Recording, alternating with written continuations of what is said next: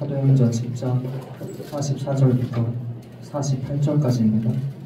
베드로가 이 말을 할 때에 성령이 말씀 듣는 모든 사람에게 내려오시니 베드로와 함께 온 할례받은 신자들이 이방인들에게도 성령 부어주심으로 말미암아 놀라니 이는 과문을 말하며 하나님 높임을 들음이로라. 이에 베드로가 이르되 이 사람들이 우리와 같이 성령을 받았으니 누가 능히 물로 세례 베품을 금하려 하고 명하여 예수 그리스도의 이름으로 세례를 베풀라 하니라. 그들이 베드로에게 며칠 더 머물기를 청하니라. 아멘. 성령의 말씀에 순종하니라는 제목을 가지고 하나님을 살펴보겠습니다. 우리가 9장 저번 주에 했던 거 한번 살펴보면 다시 9장에서 저희가 기억해야 될 것 중 하나는 사도 바울이 그리스도인들을 핍박하러 갑니다.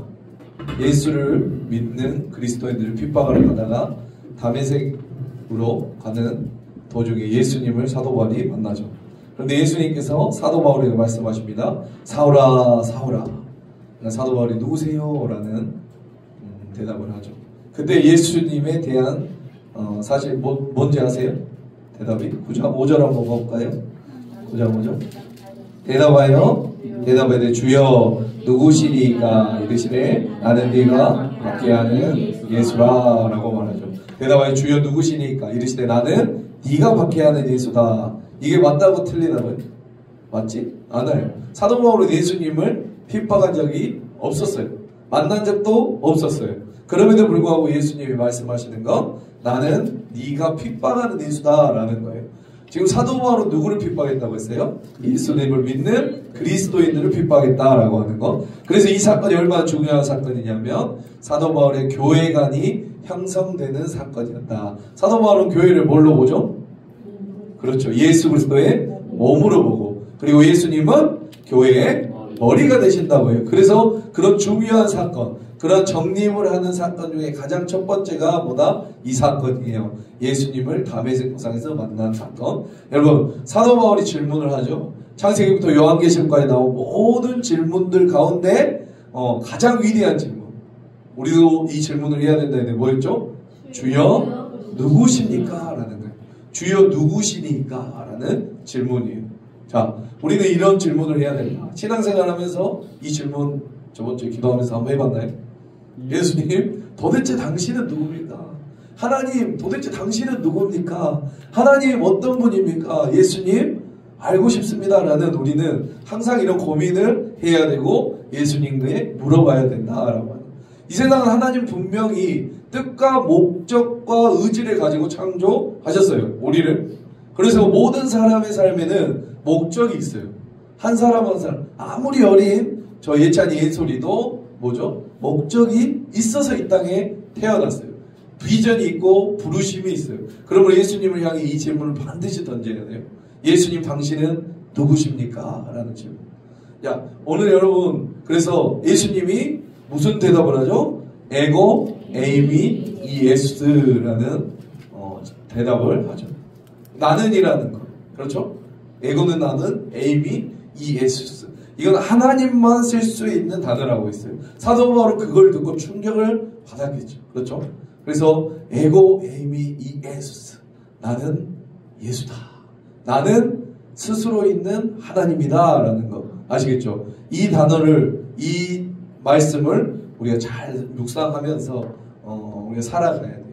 우리 안에 이 예수님을 인격적으로 만나면 상황 끝입니다. 네.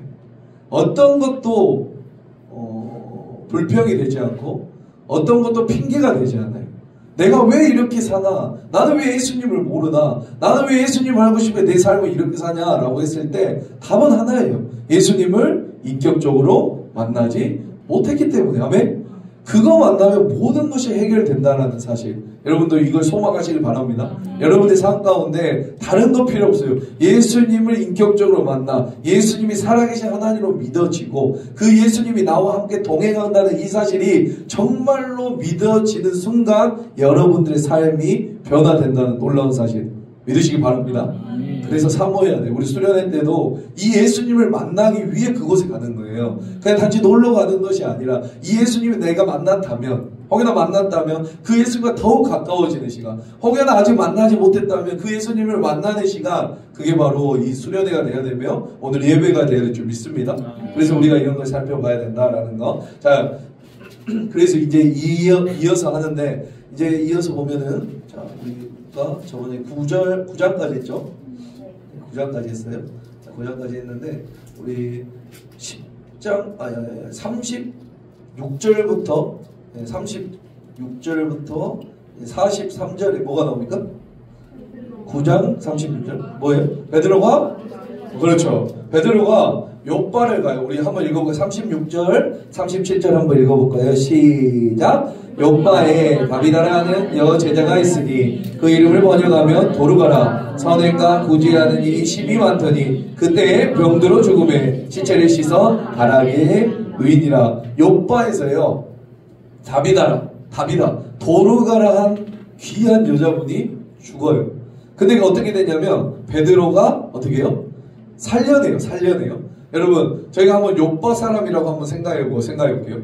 욥바 사람. 저희가 이렇게 모여있는데 갑자기 어떤 자매님이 죽어요. 근데 그 자매님은 굉장히 좋은 사람이라고 나옵니까? 선행과 구제를 많이 했던 사람이면 어때요? 사람들이 이 사람을 좋아할까요? 꼴보기 싫어할까요? 꼴보기 싫어할 수도 있지. 너무 니만 말이에요. 아니죠? 좋아하겠죠? 갑자기 그 여자가 어떻게 된다고요? 딱 죽어요. 네. 갑자기.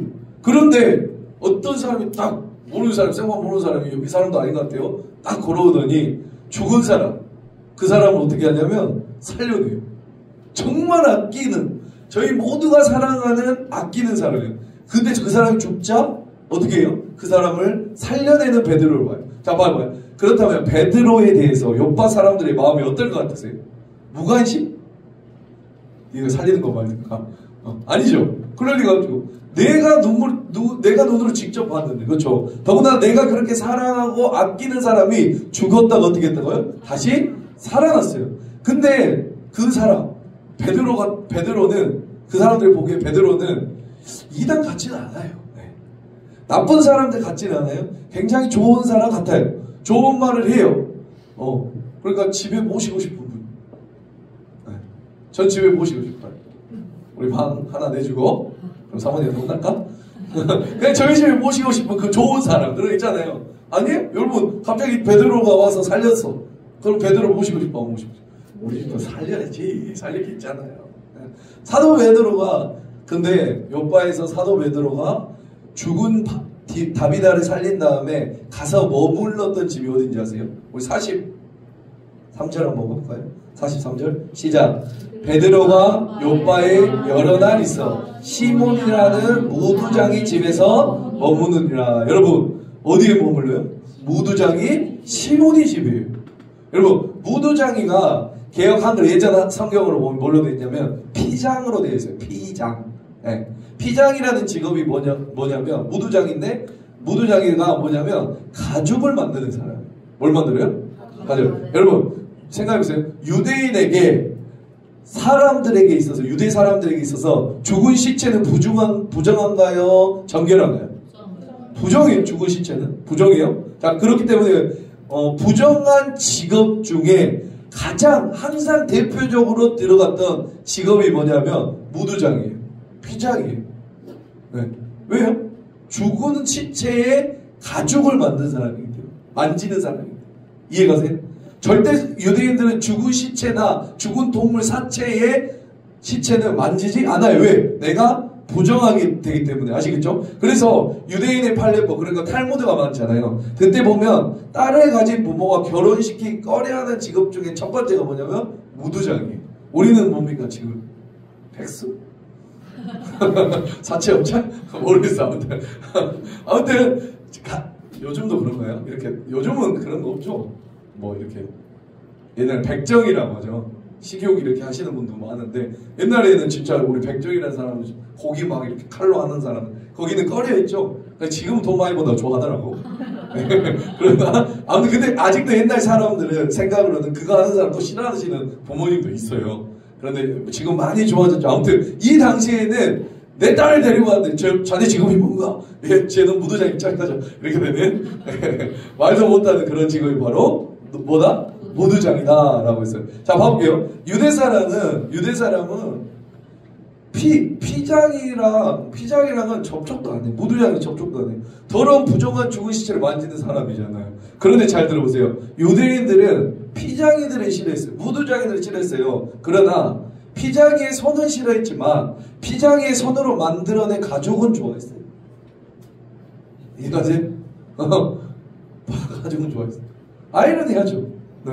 그럼 여기서 뭘 말하고 싶은 걸까요? 예를 들면 유대인 안에 얼마나 외식이 있는지를 보세요. 얼마나 인종적인 잣대가 있는지 보세요. 우리는 선민이고 이방인들은 뭐예요? 천대받지 못한 사람들이고 뭐라고? 개, 돼지고 부정한 사람들이고. 여러분 그게 유대인들 안에서도 적용이 됐어요. 수많은 사람들이 피장이 이 무도장이랑은 딸을 결혼시키려고 하지 않았어요. 저 사람은 무정한 사람이에요. 그럼에도 불구하고 피장이의 손에서 만들어낸 뭘 좋아했다? 가죽 벨트, 가죽 가방, 샤넬, 루이비통, 호텔가 그런 걸 너무너무 그 사람들은 좋아했다고요. 아이러니하죠. 무도장이 손에 싫어해도 그 손으로 만들어낸 제품은 좋아하고. 여러분 혹시 우리도 그런 거에 빠지지 않나 한번 생각해 볼 필요가 있어요. 우리도 이런 이중적인 잣대를 가지고 살고 있지 않나 다시 한번 돌아올 필요가 있다라는 거. 그렇기 때문에 같은 것을 말하고 있어요. 8장 4절부터 40절에 뭐죠? 8장 4절부터 40절에 가장 중요한 게 뭐라고 했어요? 기억나세요? 어디가 가장 제일 중요하다고 했어요? 그게 뭐가 제일 중요해요?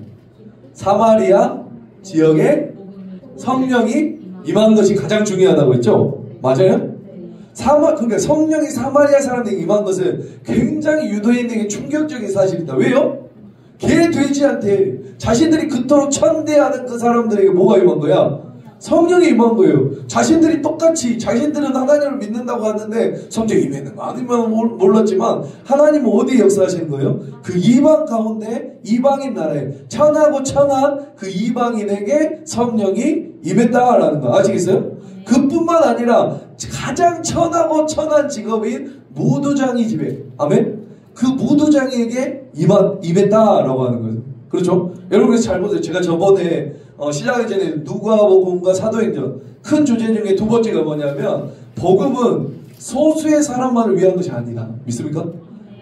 유대인들만을 위한 복음이 아니다. 모든 사람을 위한 것이다 라고 말해요. 아멘? 복음은 차별이 없어요. 아멘? 모든 사람에게 임하는 거예요. 유대인이나 헬라인이나 자유자나 박해인이나 모든 사람에게 임하는 게 뭐다? 복음이다 라고 말씀했어요.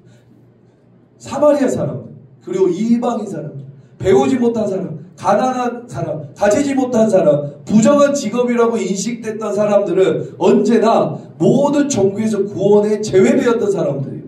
항상. 근데 이제 사도행전에서 계속해서 이방인이 중요하다 이방인의 가정에 복음이 들어가고 그렇죠? 맞죠? 유대인들에게 지금까지는 들어가지 않나요? 맞죠? 계속해서 이방인 부정한 사람들에게 성령이 임하고 그곳에 복음을 전하고 왜 이렇게 주장을 할까요? 사도행전에서 말하는 건 뭐겠어요? 계속해서 이런 사람 등장시키는 이유는 뭐겠어요? 예수 그리스도의 복음은 차별이 없다라는 거죠. 믿습니까? 남자에게만 있지 않다라는 거예요. 부자에게만 있지 않다라는 거예요. 사회적으로 높은 지위에 있는 사람에게만 있는 것이 아니라 그리고 과거에 깨끗하게 삶을 살았던 사람들에게 있는 것이 아니라 예수 그리스도의 복음은 모든 사람들에게 열려있다라는 거 믿습니까? 그것이 바로 오늘 이 사도행전에 말하고 있는 싶은 사건들이고 그러니까 굉장히 의미가 있는 오늘 말씀이에요. 모든 사람들에게 열려있어요. 믿습니까? 그래서 우리가 어떻게 해야 돼요? 생각하고 복음 전합니까? 이 사람은 안 돼. 이 사람은 돼. 이렇게 전해? 아니에요. 모든 사람에게 복음이 전해져야 한다. 아멘? 그래서 우리는 그것을 위해 살아가야 된다라는 거. 자, 우리 이제 조금 더 들어가서 이어서 10장을 한번 봐볼게요. 10장.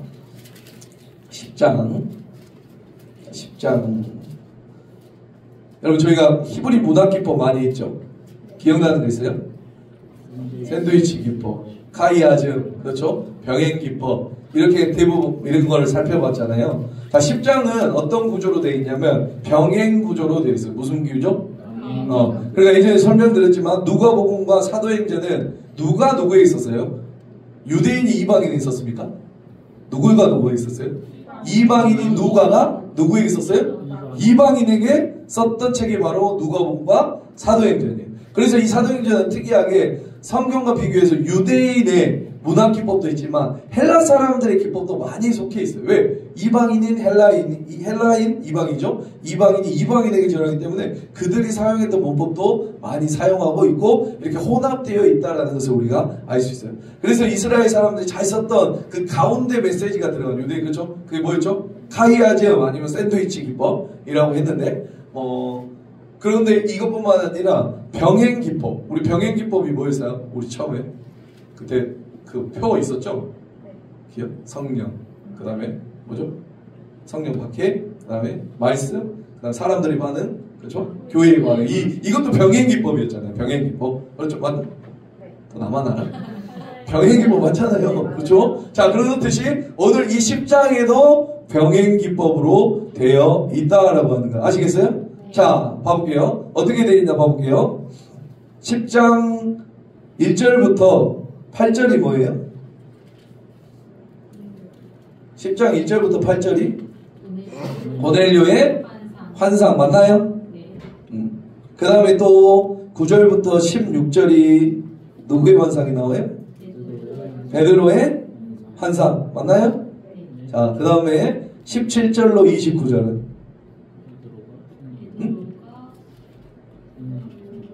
베드로가 성령님께 순종하는 장면. 자, 봐볼게요. 베드로가 무슨 환상을 받아요? 가증한 것, 부정한 것, 음식이 계속 내려와서 먹어라 하는 거예요. 아시겠어요? 근데 먹죠? 3번 만에 먹어요. 이 환상을 보게 되어 있다라는 거 아시겠죠? 그런데 여러분 유대인들은 그걸 먹지 않아요. 여러분 지금도 그걸 지켜요. 식단법, 유대인의 식단법은 아직도 유명해요.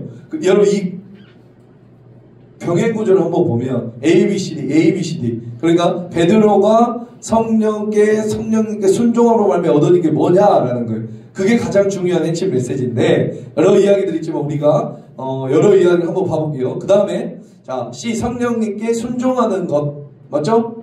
그 다음에 다시 와서 A로 와서 누구의 말이 나와요? 고넬료의 말이 나옵니다. 맞나요? 이튿날 그 길 가운데 갈새 온 형제를 함께 가니라. 이튿날 갈새 고넬료가 그의 집을 모아 기다리는데 마치 내 베드로가 들은 고넬료가 맞아 바로 앞에 베드로에 아무튼 이렇게 고넬료의 말이 언제부터 나와요? 30절부터 34절까지 나옵니다. 고넬료가 이르되 내가 나흘 전 이맘때까지 내 집에 이렇게 나오고 그 다음에 또 뭐가 나와요? 34절부터 43절까지 베드로의 말이 나옵니다. 맞죠? 자, 그 다음에 또 뭐가 나와요? 마지막 시 이방인에게 성령이 임하는 장면이 나와요. 아시겠어요? 자, 봐볼게요. 그러니까 10장에는 여러 이야기가 나온다 할지라도 가장 중요한 부분이 어디예요? 이 시예요. 이 시 두 개. 우리가 예전에도 교회의 반응이 가장 중요하다고 했죠. 병행 기법에서 제일 마지막 C가 중요하기 때문에 마지막이 중요하기 때문에 여기서도 마찬가지예요. 물론 환상도 중요하고 베드로의 환상도 중요하고 고넬료의 말도 중요하고 베드로의 말도 중요하지만 히브리 문학 기법을 봤을 때 어떤 게 가장 중요하다? 이 C가 가장 중요하다라는 거예요. 믿습니까? 예, 봐볼게요. 그래서 이 병행 구조를 봤을 때 베드로가 성령님께 순종함으로 말미암아 얻어진 게 뭐냐라는 거예요. 뭐예요? 그렇죠. 이방인에게 성령이 임한 거예요. 이 사도행전 10장은 이걸 말하고 싶은 거예요. 환상이었잖아요. 고넬료의 환상이었잖아요. 베드로의 환상이었잖아요. 이것도 중요하지만 뭐가 중요하다? 베드로가 뭐 했을 때? 성령님의 말씀에 순종하자. 바로 이방인에게 성령이 임한 사건. 이게 가장 중요한 거예요. 베드로가 성령의 충종함으로 이루어진 일. 그것이에요. 바로 이방인에게 성령이 임한 것이에요. 여기에 말하는 이방인은 바로 고넬료를 의미하겠죠. 여러분 지난번에 살펴봤겠지만 유대인들에게 있어서 이방인은 개 돼지와 같은 존재예요. 지금도 그래요. 지금도 자존심이 강한 사람 유대인들. 그러니까 지금도 크리스찬이지만 예수를 믿지만 아직도 유대적인 사고를 가지고 있는 사람이 많아요. 그래서 음식 먹을 때도 치즈와 우유를 같이 안 먹습니다. 그리고 뭐 만일에 피자에 치즈가 있다. 그리고 우유를 절대 같이 안 먹어요. 설거지할 때는 설거지통 2개를 만들어 놓고 하나는 치즈, 하나는 우유 이렇게 설거지를 하는. 돼지고기는 당연히 안 먹죠 지금. 그리고 이렇게 유대인들 사고방식은 굉장히 강해요. 선민사상. 나는 선택됐다. 나는 없다. 그런데 유대인 입장에서는요. 이방인들에게 성령이 임했다는 사실은 믿을 수가 없는 사실. 아직까지 계속 나오지만 믿을 수가 없는 사건이에요. 믿습니까? 이방인 저 개돼지한테 어떻게 성령이 임하냐라는 거예요. 우리한테도 임하지 않았는데. 아시겠어요? 그런데 이방인에게 성령이 임하는 것을 우리는 볼 수 있다. 아멘. 베드로가 누구에게 순종하냐? 성령님께 순종하자 이방인에게 성령이 임했다. 아멘. 이거 우리가 잘 생각해 볼 필요가 있다라는 거. 아시겠어요? 그래서 우리가 이제 마지막 우리 44절부터 48절을 조금 더 우리가 깊이 들어가면서 한번 살펴보고 싶은 거예요. 아시겠죠? 이 뭐가 중요한지 아시겠죠? 이방인에게 성령이 임한 사건이 사도행전에서 계속 중요해요. 아까 사마리아 성령 임한 거. 또 뭐였죠? 방금? 무두장이에게, 그렇죠? 그 가족에게 성령이 임한 거. 그렇죠? 그 다음에 또 말해요. 또 말해요. 그러니까 사도 바울이 13장에 1차 전도 여행을 떠나기 전에 계속 이 누가는 무엇을 말하고 싶은 거예요? 이방인에게, 유대인들 너네도 중요하지만 이 이방인의 복음을 전하는 것이 더 중요하다. 믿습니까? 우리도 그래서 우리가 여기까지 온 거잖아. 아무튼 우리가 그러면서 살펴볼 텐데 이걸 알고 우리가 성경을 읽은 거와 그냥 막 쭉쭉쭉쭉쭉 읽는 거랑은 전혀 우리가 느끼는 상황이 다르겠죠. 그렇다고 고넬료 환상 안 중요하다는 거 아니야? 아무튼 그래요. 자, 그래서 우리 한번 살펴보겠습니다. 자, 44절, 10장 44절. 다 같이 읽어볼까요? 시작. 베드로가 이 말을 할 때에 성령이 말씀을 듣는 모든 사람에게 내려오니. 여러분, 베드로가 말을 할 때 성령이 임해요. 뭘 할 때 성령이 임해요? 말을. 이 위에 보면은 방금 뭐라 했어요? 베드로의 말인데 우리가 말이라고 하지만 뭐 같아요? 설교. 그렇죠. 하나님의 말씀을 설교를, 그러니까 복음을 듣는 거예요. 그러니까 이어서 보면 베드로가 이 말을 할 때는 뭐예요? 베드로가 이 설교, 말씀을 들을 때, 그렇죠? 복음을 들을 때 뭐가 일어나죠? 성령이 임해요. 믿습니까? 하나님의 말씀을 듣고 있을 때 성령이 임하는 거예요. 아멘. 교제 나눌 때 혹은 일을 하고 있을 때가 아니라 하나님의 말씀이 선포되고 있을 때 하나님의 성령이 임하는 거예요. 믿습니까? 지금 이걸 말하고 싶은 거예요. 사도행전에는 이처럼 하나님의 말씀이 선포되는 순간은 성령과 은혜를 받을 수 있는 좋은 기회가 돼요. 믿으시기 바랍니다. 그래서 이 자리에 나와야 되는 거예요. 아무리 우리가 교제하지만 말씀이 없는 교제는 아무것도 아니야. 아멘? 말씀 가운데 성령 충만해서 그 성령 충만으로 말미암아 교제를 해야 되는 거지. 그냥 교제 좋으니까 교제만 합시다. 안 돼요. 교제 안에는 성령의 충만함이 있을 수가 없어요. 아멘. 말씀은 충만한 성령이 교제로 가서 그 안에서 또 새로운 교제가 일어난다라고 하는 거. 믿습니까? 우리 청년들 잘 기억해 보세요. 교제하기 전에 꼭 말씀과 기도를 준비하고 교제도 해야 되는 줄 믿습니다. 우리가 그게 필요하다라는 거. 자, 그래서 우리가 하나님의 말씀 소홀하지 않고 마음과 정성을 다해 그 말씀 듣는다면 우리는 얼마든지 그 말씀을 통해 은혜를 받고 성령 충만함을 입을 수 있는 거예요. 그럼에도 불구하고 오늘날 성도님들이 이 말씀 듣기를 소홀히 하고 있어요.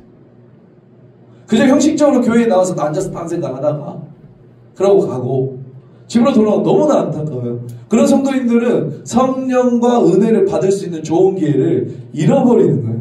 여러분, 성령과 은혜를 받기를 원하신다면 하나님의 말씀이 선포되는 곳으로 나오시기 바랍니다. 오늘 베드로가 하나님의 복음을 말할 때 그곳에 성령이 충만한 것처럼 오늘 부족하지만 저희의 입술을 통하여 하나님의 말씀이 선포되는 이곳에 간절한 마음을 다하여 임했을 때, 그 말씀을 사모했을 때, 그럴 때 반드시 이 말씀을 통해서 은혜를 받게 되며 이 말씀을 통해서 성령의 임재를 체험하게 되는 줄 믿습니다. 사도행전에 대해서 말하는 거 이거예요.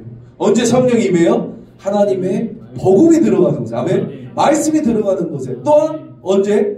기도가 있는 곳에 성령이 임하는 거예요. 아멘. 그래서 말씀, 기도, 성령은 뗄래야 뗄 수가 없다라는 거 믿습니까? 기도할 때 성령이 임합니다. 말씀과 기도 가운데 성령이 임하는 거예요. 아멘. 이래서 우리가 계속해서 말씀과 기도가 살아나야 된다. 그랬을 때 우리가 성령의 공동체가 될 수 있다라는 거지. 아멘. 이게 흐트러지면 안 되는 거예요. 이래야 충만해지는 거예요. 우리 공동체가 말씀과 기도에 힘쓰는 공동체 되길 축복합니다. 축복해야 돼요. 우리가 말씀과 기도에 정말 힘써야 돼요. 그래서 계속 말씀 전하잖아. 1시간. 겁나 길어. 나도 준비하면 힘들어. 나도 20분만 전하고 싶지. 근데 그게 아니면 변화가 안 되잖아요. 믿습니까? 우리가 왜 변했어요? 맨날 말씀하고 끝날 때 기도하고 말씀하고 기도하고 수련회 가서 말씀 보고 기도하고. 우리가 수련회 가서 놀았습니까? 한간에는 우리가 논다는 소문이 있는데 전혀 안 그래요. 가보면 알아요. 가보면 맨날 말씀, 기도, 교제, 말씀, 밥 먹고 기도, 교제, 밥 먹고 교제. 그거밖에 안 해요. 노는 게 없어. 아무튼 그런 놀라운 사람 아시겠죠? 우리가 그런 말씀과 기도에 힘쓰는 공동체 되길 바랍니다. 자, 이어서 45절 46절 읽어볼까요? 시작. 베드로와 함께 온 할례 받은 신자들이 이방인들에게 성령을 부어주심을 말미암아 놀라니 이는 방언을 말하며 하나님 높임을 들음이러라. 자, 봐볼게요. 베드로와 함께 온 모든 사람들이 고넬료와 그의 친지들이 성령에 감동되며 뭘 말해요? 방언을 말해요. 하나님을 높이는 것을 보고 뭐 했다는 거예요? 뭐 했어요? 놀래요. 그렇죠? 맞죠? 성령 부어주신 말미암아 놀래요. 누가? 그 주위에 있는 사람이, 유대인들이 놀라는 거예요. 왜 놀랄까요? 왜? 왜 얘네? 그렇죠. 왜 이방인에게 성령이 임하고 방언을 하냐라는 거예요. 왜? 아니 우리 하나님은 오직 유대인만의 하나님이잖아. 그렇죠. 그들이 생각하기에. 그러니까 놀라는 거예요.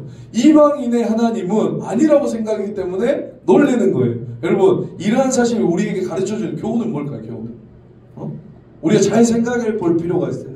우리 인간은 지혜는 어떻습니까? 어리석습니까? 높습니까? 아무리 지혜가 높다 해도 하나님에 비하면 어리석은 거예요. 가장 분명한 진리라고 믿어왔던 사실은 극히 나의 주관적인 편견과 아집일 수 있다는 것을 우리가 알아야 될 줄 믿습니다.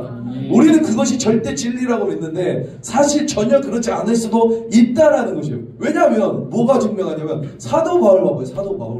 사도 바울이 증명하잖아요. 바로 바울은 예수님을 만나기 전에 누구를 핍박했어요? 그리스도인들을 핍박했어요. 왜 이렇게 핍박했을까요? 왜? 그렇죠. 바울이 생각하기에는 그리스도인들은 하나님께서 주신 율법과 전통을 무너뜨리는 이단이라고 생각하는 거예요. 우리가 신천지 생각하는 거랑 똑같다고 생각합니다. 저놈들이 이단이다 라고 생각했기 때문에 그런 그릇된 확신을 가지고 있어요. 어떤 생각이에요? 자기의 생각이에요. 자기의 주관적인 편견이에요. 아집이에요. 그렇죠? 그래서 그들을 박해하고 죽이고 박멸하는 것이야말로 하나님을 기쁘게 하시는 거라고 누가 생각하는 거야?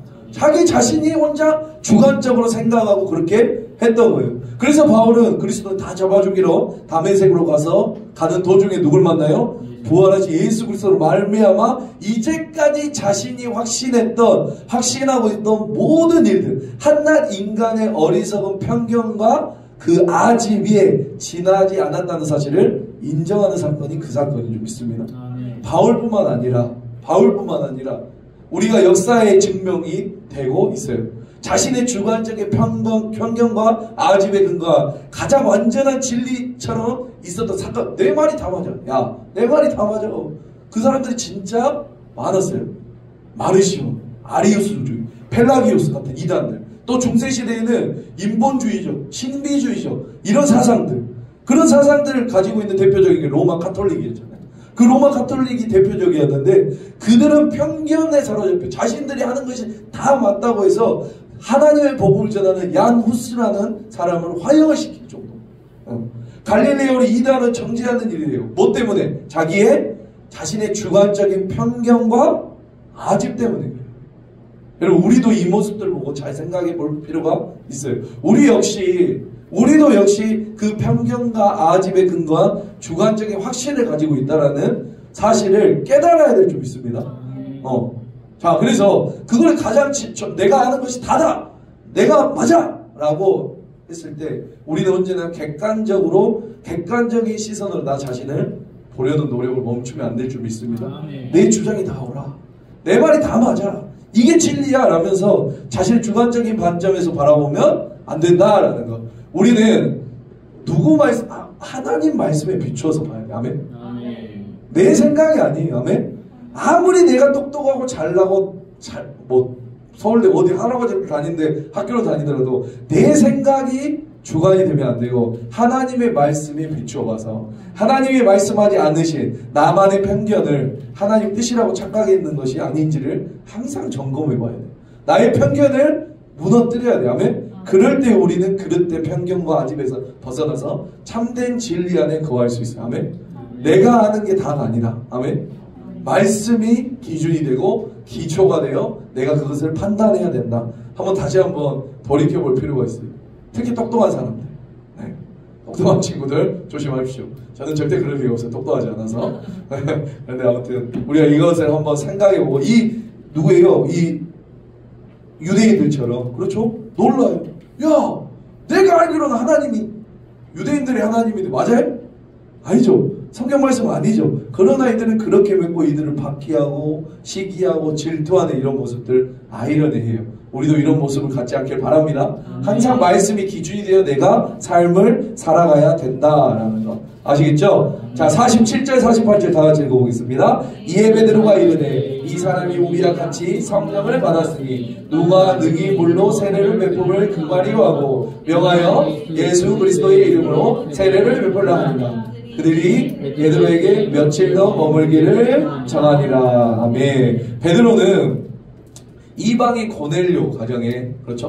그의 가족과 친구들이 성령 받은 것을 보고 함께 간 자들에게 명하여 그들에게 뭘 주고 있어요? 지금 세례를 주고 있어요. 맞죠? 계속 말하지만 하나님은 이방인의 하나님이 아니죠. 그 사람들 생각은 유대인의 하나님이죠. 이방인은 결코 구원의 대상이 될 수 없다라고 생각하는 유대인으로서 그의 생각과 고집을 포기하지 않았음을 의지해야 돼요. 그게 베드로도 유대인이에요. 맞죠? 유대인이기 때문에 자신의 생각이 뭐 있어요? 이방인들은 안 돼. 구원받을 수 없어. 그러니까 뭐예요? 이거 환상을 두 번이나 세 번이나 보여줬을 때 하나님 현상이 그래요. 첫 번째 내려왔을 때 그걸 믿었으면 어떻겠어요? 어떻게 됐을까?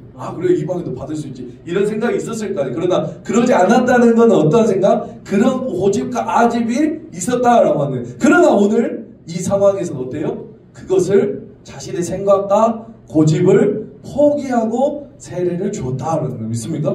만약 베드로가 자신의 생각을 포기하지 않았다면 그는 결코 이처럼 세례를 주지 못했을 거예요. 할례받지 않는 이방인들을 하나님의 백성으로 인정하는 세례를 베풀지 않았을 거예요. 뭘 하지 않았으면 그 고집과 생각을 포기하지 않았다면. 믿습니까? 여러분, 이처럼 하나님께 진정으로 충성하기 위해서는 먼저 뭘 해야 돼요? 내 자신의 생각과 나의 고집을 꺾어야 돼요.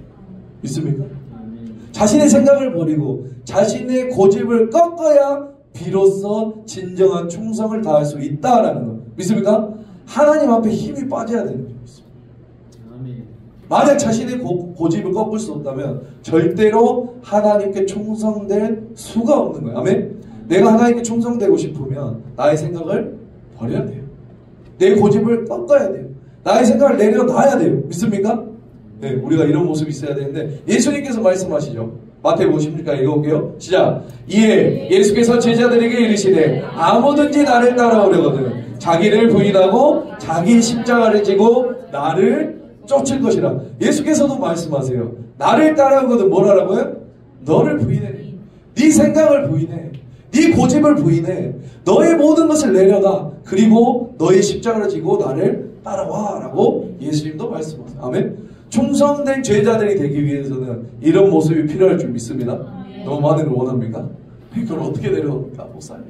지금 나도 힘들어 죽겠는데. 자, 또 볼게요. 사도 바울도 이렇게 말해요. 시작. 내가 그리스도와 함께 십자가에 못 박혔나니 그런즉 이제는 내가 산 것이 아니요 오직 내 안에 그리스도께서 사신 것이라. 이제 내가 육체 가운데 사는 것은 나를 사랑하사 나를 위하여 자기 몸을 버리신 하나님의 아들을 믿는 믿음 안에서 사는 것이야. 아멘. 내가 그리스도와 함께 십자가에 못 박혔다. 뭘 못 박혔어요?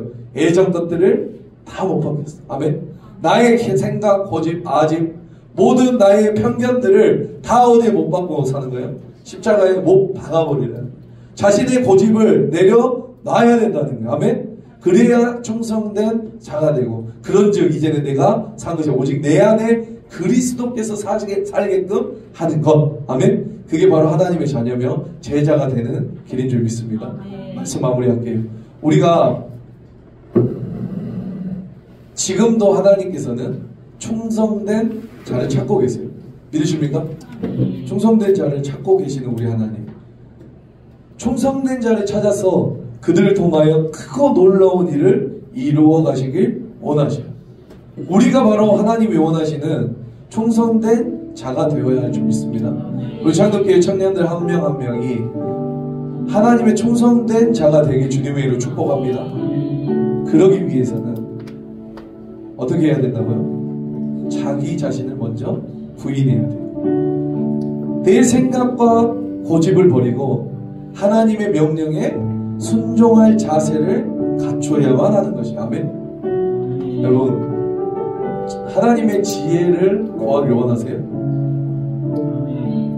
나를 내려놓는 거예요. 하나님으로 충만하길 원하세요? 나의 충만함을 내려놔야 돼요. 내가 성령 충만하길 원하세요? 성령과 반대되는 것들을 내려놔야 성령 충만할 수 있어요. 두 가지를 다 가지고 갈 수 없어요. 아이러니하죠. 여러분들, 우리가 이 순간에도 먼저 자기 자신을 부인하시기 바랍니다.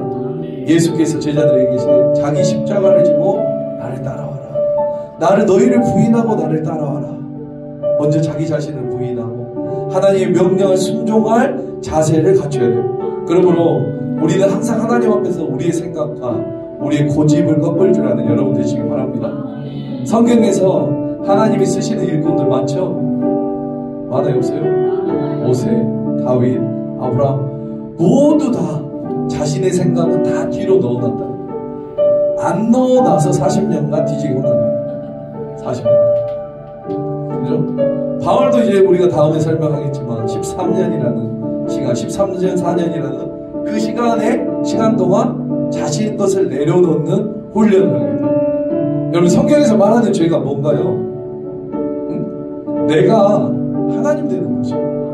성경에서 말하는 죄는 살인하고 간음하고 도둑질하고 이건 죄가 아니라 내가 하나님 되는 것이 죄예요. 하나님이 하나님 자리에 있지 못하고 내가 하나님 되어서 그걸 안고 있는 것이 바로 성경에서 말하는 죄예요. 하나님과 하나님과의 얼굴 사이에 아무것도 없어야 되는데 하나님 그러길 원하세요. 그러나 죄라는 것, 나의 아직 고집이 그 하나님과 하나님 얼굴 사이를 뭐하고 있어요? 가리고 있는 거예요. 막고 있는 거예요. 그게 바로 죄라는 거예요. 믿습니까? 그것이 성경에서 말하는 죄. 나를 부인해요. 십자가를 지면서. 여러분, 어렵지만 꼭 여러분의 생각과 고집을 내려놓는 훈련을 하시기 바랍니다. 내 생각이 많이 들어가면 좋은 것 같지만 하나님의 입장에서는 네 마음대로 해라, 이런 모습일 거예요. 어차피 여러분 생각해봐요. 하나님이 쓰실 거면 내가 안 내려놓으면 어떻게 하냐면 훈련을 해서라도 내려놓게 만들어요. 믿습니까? 40년간 모세처럼 방황야에서 허덕이지 말고 그냥 안 맞고 내려놓으시기 바랍니다. 하나님 여러분 쓰시려면 뒤에 쳐 맞고 뒤에 쳐 때리고 그렇게 해서라도 쓰신다니까. 하나님 안 쓰려면 안 쓰지만 여러분들, 그렇기 때문에 하나님 앞에서는 겸손해지고 낮아질 필요 있고 그냥 단순해질 필요 있어요. 하나님 순종하면 내가 아멘하고 나아가리다. 믿습니까? 여러분, 그러게 되시기 바랍니다. 오늘 10장 이 병행 구조를 살펴봤잖아요. 그렇죠? 맞나요? 베드로가 성령님께 순종하죠. 그래서 뭐가 임해요? 아멘. 베드로가 성령님께 순종하자 이방인에게 성령이 임해요. 믿습니까? 이게 사역이에요. 뭐 한 거예요? 순종했어요. 믿습니까? 순종하려면 뭐 해야 돼요? 말을 들어야 된다. 방금 말한 거 있잖아. 그럼 내 것을 내려놔야죠. 내 것을 내려놔야 내가 순종할 수 있어요. 내 생각이 들어가면 안 되죠. 하나님께 순종하기 위해서 반드시 나의 모든 것을, 나의 생각, 나의 고집, 나의 모든 자아를 내려놓고 순종했을 때, 오늘 베드로가 내 생각 안 내려놨으면 세례 줄 수 있다 없다? 없죠. 그랬을 때 베드로가 성령님께서 야 이거 먹어, 이거 먹어, 이거 먹어 라고 했을 때 아멘하고 순종했을 때 이방인들에게 성령이 임한 것처럼 우리의 사역 가운데 내가 하려는 사역이 있습니까? 내가 앞길에 나아가려는 무언가가 있습니까? 그랬을 때 뭐 하라고요? 내가 순종하는 것. 아멘. 순종하기 위해서 뭘 해야 된다? 나를 내려놔야 된다. 아멘. 오늘 이것을 생각하면서 베드로가 성령의 순종함으로 이루어진 일로 말미암아 이방인의 성령이 임한 것처럼 우리의 삶 가운데, 우리의 사역 가운데 오늘 이 자리에서 순종함으로 말미암아 내가 나아가겠습니다. 주님, 내가 주님이 뜻하신 곳에 내가 있겠습니다. 내가 이끄시는 대로 순종하며 살겠습니다. 그렇기 위해서 내가 내려놓겠습니다. 그로 말미암아 연약한 내 영혼을 통하여 일하여 주시옵소서. 이러한 고백이 여러분들의 고백이 되길 원합니다. 우리 귀에 찬양하며 나아갈까요?